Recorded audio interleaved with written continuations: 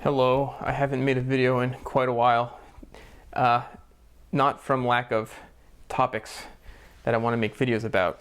I have Borges on my mind and other interesting topics, but it's been hard. It's been hard to muster up the energy because there's been a lot on my mind, you know. But that said, I did want to make a quick nod to ShakeTube 2020 and do a quick video about one of my favorite Shakespeare plays, Hamlet. And so Hamlet is the story of this young and charismatic Prince of Denmark who his father dies, and that experience just destroys him. He's totally unsettled and undone and unraveled by his grief, that he ends up descending into a kind of madness from which he never recovers, and he just creates destruction. The play opens with some of Hamlet's friends, including his close friend Horatio, playing this kind of mean prank on Hamlet. They tell Hamlet, they know he's in such a compromised state, they tell him, we saw a ghost of your father in the middle of the night, come see it. And Hamlet believes them. And again, he's so unstable that in that state, in that compromised state in the middle of the night, in the fog, he manages to convince himself that he actually sees a ghost, that he actually sees this father who he's so desperate to see, who he's so broken over his death. And from that experience, where Hamlet convinces himself that he sees his father's ghost, that really sets the main driving plot of the play into motion, because he tells Horatio, I'm gonna pretend to be crazy now. He's so disturbed by that apparition. He ends up telling himself that his father was murdered by his uncle, and he believes it because sometimes people can get ideas stuck in their heads, and even though Hamlet obviously has no evidence for this, it's just something that he convinces himself of, and now he's 100% sure that his father was murdered by his uncle. And he tells Horatio, I'm going to pretend to be crazy. And the brilliance of the play, the inherent ambiguity of the play, is that it becomes, after that moment, impossible to disentangle what is play and what is real. Because Hamlet, who's such a crazy character, there's no real distinction between the scenes where Hamlet is maybe pretending to be crazy or he's actually crazy. He's just in this very unstable state of mind throughout the whole play. Hamlet is filled with internal struggles, and in one of the key moments of the play, he's at the cusp. He almost murders his uncle at a play that Hamlet put on, and there's this incredible internal struggle going on within Hamlet, but at the last minute he can't do it because some kernel maybe of sanity remains in him that makes it impossible for him to go through with this sort of hallucinatory invention of his. But of course, this being a Shakespearean tragedy, things do continue to unravel, and Hamlet's erratic behavior causes Ophelia, who is the daughter of one of the king's advisors, the king's advisor being Polonius, causes Ophelia to think that Hamlet is making advances towards her, and so she at some point tries to reciprocate, and Hamlet, just being nuts, he freaks out. He says, "Get thee to a nunnery," and that erratic behavior causes Ophelia to go mad, maybe with a kind of grief, and then again, Hamlet being totally erratic, totally unstable, he lashes out in one scene with his mother, the Queen Gertrude, at the curtains, and Polonius, the king's advisor, was hiding in the curtains, so he just kills Polonius like that, and that creates obviously another huge crisis for Hamlet, and psychologically and politically speaking. And the dialogue between Hamlet and his mother is very interesting, because ultimately it's the story of people who are moving on from tragedy, who are trying to live their life and get over it, and they're just being tormented almost by someone who can't move on. Hamlet is so angry at his mother because she remarries, and Hamlet can't handle that. He can't live with the fact that people are trying to just continue to live their lives. He refuses to do that. He sees that as a kind of betrayal. One of my favorite scenes of the book is from Act 5, and it really solidifies some of these key themes. Hamlet and Horatio are in a graveyard. This is right before Ophelia is going to be buried. She ends up falling off a bridge, I think, or off a cliff. And Hamlet is observing the gravedigger, who's digging and he's singing to himself happily. And he's digging up skulls. As he digs, he encounters skulls.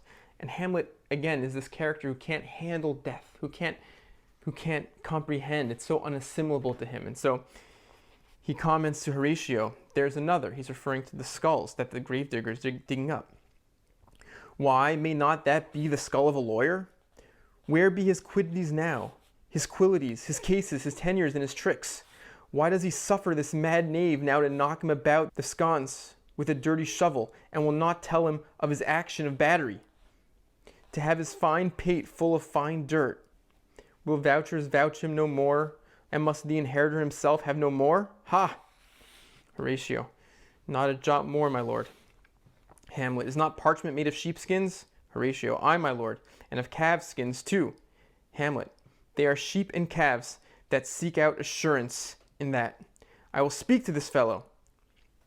Hamlet, what man dost thou dig it for?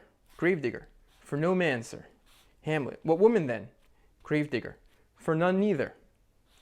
Hamlet, who is to be buried in it? Gravedigger, one that was a woman, sir, but rest her soul, she's dead. End quote. And we'll stop there. And this goes on. But this conflict is so characteristic of Hamlet, who is so struck down and so distraught and broken by death, by the fact that life is finite. Consciousness gets extinguished. But of course, the gravedigger understands that death is a part of life, that this is the cycle, and that it's okay. It's okay to be jovial when he's doing his work. There's nothing wrong with that, of course. And so, the reason I think that the story is speaking to me right now, and in ways that a lot of books aren't, and a lot of stories aren't speaking to me right now, is because we all know grief from time to time, and like Hamlet, I think I'm feeling a lot of grief in my own life. Thankfully, my family is well and healthy, and I haven't had to deal with a lot of death, or any death really, from coronavirus in my immediate family. But of course, we live in a nation that's just saturated right now with death and obituaries and the fear of death. And